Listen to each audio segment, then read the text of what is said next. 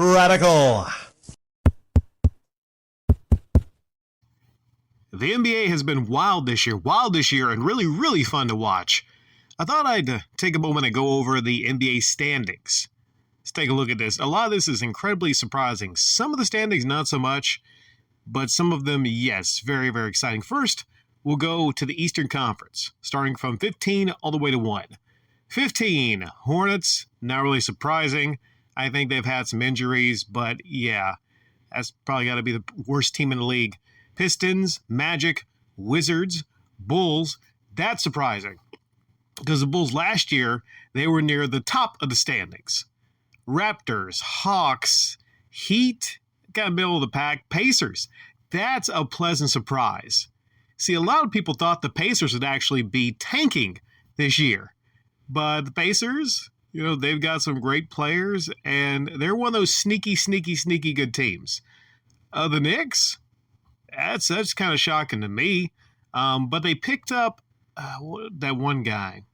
I forgot his name. See, I follow the NBA, but not nearly as much as I actually should be because, I'm a big NBA fan. I like following the NBA, but I don't have the time to. I've not been following the Knicks. That's kind of surprising there. Knicks have been, trash for the longest time. So, they're there, top 6.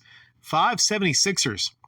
76ers, you would think would be maybe a couple spots higher, but they've been plagued with a whole lot of injuries. Now, one of the biggest surprises here is the Nets. Weeks ago, I was talking about how the Nets were trash. And there they are. There they are. There they are, near the top of the freaking standings. I don't know how Ben Simmons has been, but I know since they got Kyrie back, he's been an offensive monster. Kevin Durant, same deal, an offensive monster. They also got a couple good role players. So it's kind of interesting to watch. I don't think they're a championship level team exactly, but number 4, you can't deny them. They're no longer trash. 3, Cavaliers. That trade has worked out for both teams. It really has.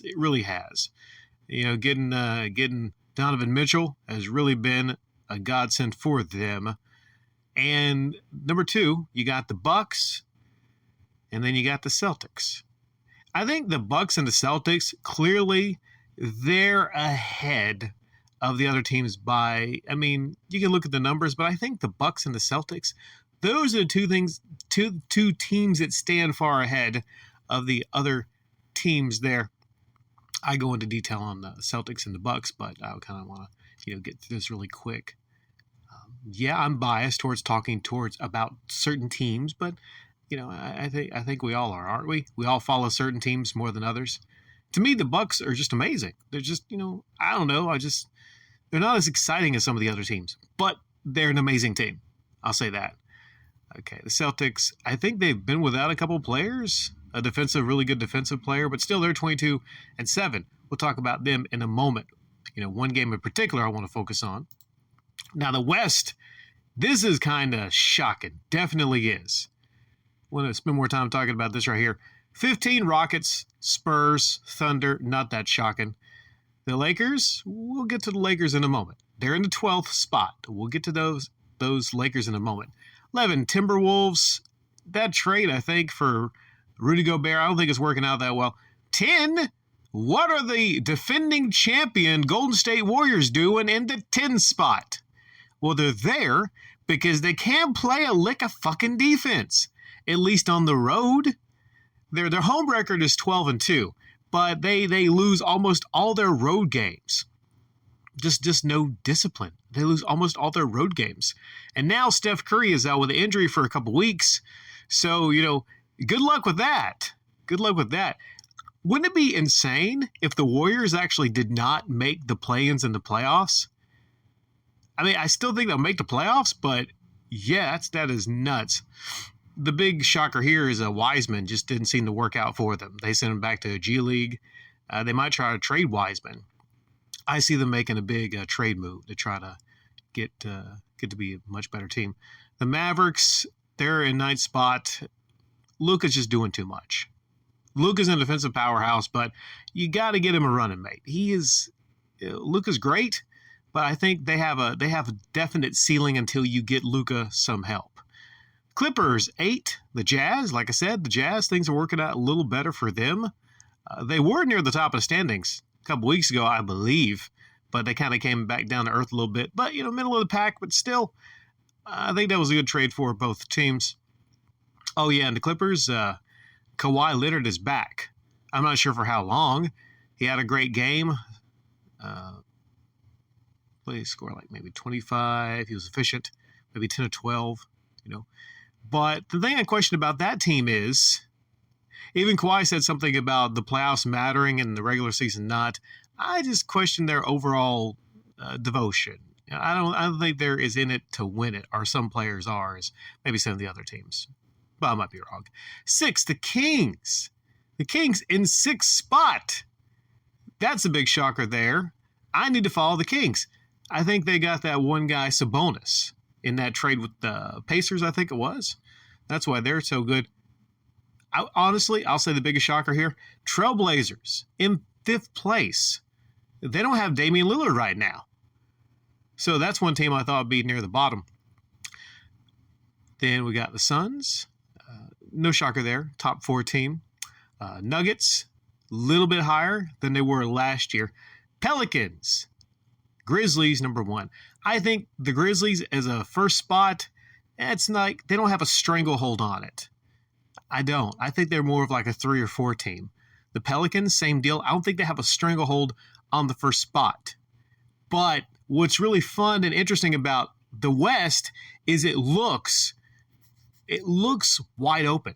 It really does. Because, look, the winning percentage on the top team, 679, 643. And then near 500 on teams 4 through 10, near 500. So that's going to be a really interesting playoff. I don't think there's any world-beating team in the West right now. And that's kind of shocking to say. Usually the West is a better overall conference, but I just don't see it. I see a possible scenario where the Lakers might even make it into the playoffs and get somewhat deep in the playoffs. I wouldn't have said that. Like with the Nets, I wouldn't have said that a month ago. But the Lakers they don't have that much discipline still. They're, I think, ranked 30th when it comes to clutch time. But that team has been clicking lately. Even though they've been losing, they've been clicking lately with that LeBron-AD combo. And Russell Westbrook, he has been a lot better. He's not been they don't play him as much. But I will give the guy credit. Coming off the bench, he's been really good for the team. He's really putting a whole lot of effort on defense. Unlike LeBron, he puts a ton of effort on defense. He had 4 blocks in the last game versus the Celtics. One of those blocks was, I forget who he blocked, but it was beautiful. Guy was going to dunk the ball. Beautiful block from behind. That Celtics game, I got so bored, I fell asleep. I really did. I was watching the game. I was excited about it. Celtics were up by 20, and I just dozed off. And then the next day I saw that the Celtics actually lost all that lead. There was a 40 to 10 point swing. They lost all that lead to the Lakers. They were up by 20. Then the Lakers actually went up by 13. So you think, that team was defeated. Lakers go up by 13. There's like maybe 4 minutes left. But then Jason fucking Tatum happened. And then they tied the game. I think AD missed 2 free throws in 1 week. That's one guy that needs to work on his fucking free throws in clutch time. And he's their second best free throw shooter, but he misses free throws. And there's another game that they pretty much lose because he misses free throws. Then they go into overtime. They hardly score in overtime. I think that just kind of deflates you as a team. When you have a situation where you could go up, win the game, you miss free throws, I would say you're probably going to lose in overtime because you're just, kicking yourself there. Pelicans also, I don't have time to go into that, but the Pelicans are a great story. They really are. Hell, we could have a finals.